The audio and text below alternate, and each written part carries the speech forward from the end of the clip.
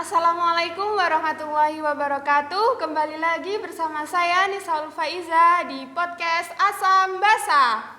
Kali ini saya tidak sendirian, saya ditemani oleh teman saya yang jauh-jauh dari Kalimantan merantau ke Malang untuk menuntut ilmu di ABSM ini.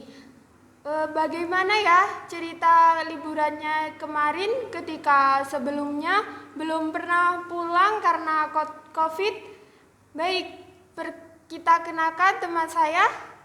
Ya, saya Nisfi Rohmani Yunita, saya asal dari Kalimantan Barat, Kota Pontianak.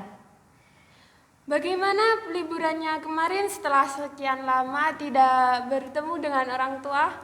Ya, kan tahun lalu kan aku nggak pulang ya. Jadi tuh pas tahun ini pulang tuh kayak ya jelas excited lah gitu ya. Kayak rasanya tuh wow, kayak rindu tuh semuanya terbalaskan gitu.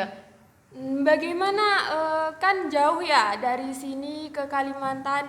Terus cerita perjalanannya gimana ketika pas naik pesawat sampailah di sana? Jadi tuh kemarin ya itu tuh kayak keteledorannya aku kan tiket pesawat kan di situ jam 3 ya. Bisa-bisanya tuh aku kan jam 12 tuh masih kayak tidur-tiduran, kayak masih malas-malasan. Sedangkan perjalanan dari rumah ke bandara itu sekitaran 1 jam lebih, hampir 2 jam. Itu tuh kayak teledor banget sampai di bandara. Aku tuh hampir ketinggalan pesawat. Waduh teman-teman, ini tidak boleh ditiru karena ini Wah teman-teman, ini tidak boleh ditiru karena mengulur-ulur waktu itu sangat tidak baik karena waktu adalah uang. Nah ya itu tuh kayak kesalahan besar bagi aku kan. Nah tapi alhamdulillah aku masih dapat pesawatnya.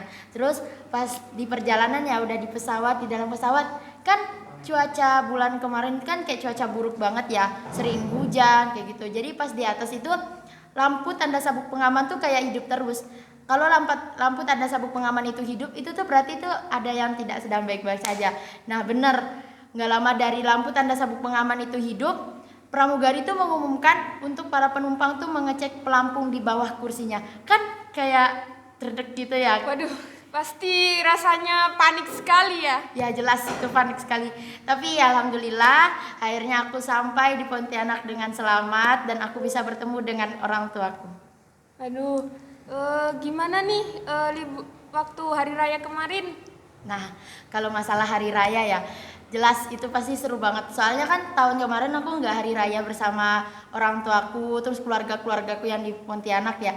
Jelas yang kemarin tuh lebih kayak kekeluargaannya tuh lebih erat banget. Karena setelah setahun nggak bertemu, tiba-tiba bertemu tuh kayak pasti kayak melepas rindu bareng, terus silaturahmi ke rumah keluarga kayak gitu.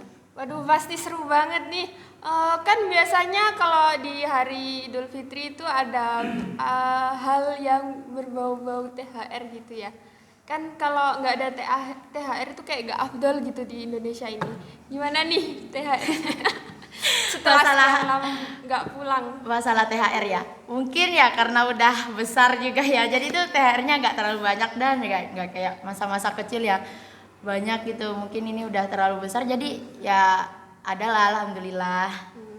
Terus gimana nih tiap daerah kan biasanya kalau hari raya Idul Fitri kan makanan ciri khasnya kan berbeda-beda. Nah, kalau di Kalimantan sendiri kalau hari raya ada makanan apa nih khasnya? Nah kalau makanan khas pas saat lebaran di Kalimantan itu kayak dia modelan lemper tapi dia tuh kayak terbuat dari ketan gitu, ketan putih gitu. Nah itu kadang makannya pakai rendang itu enak banget.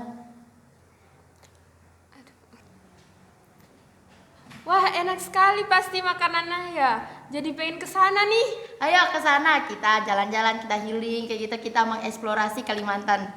Oke, semoga saja saya bisa kesana. Teman-teman tunggu podcast kita selanjutnya ya di Kalimantan. Cukup kepo-keponya kita Cukup kepo-keponya kita tentang Nisfi.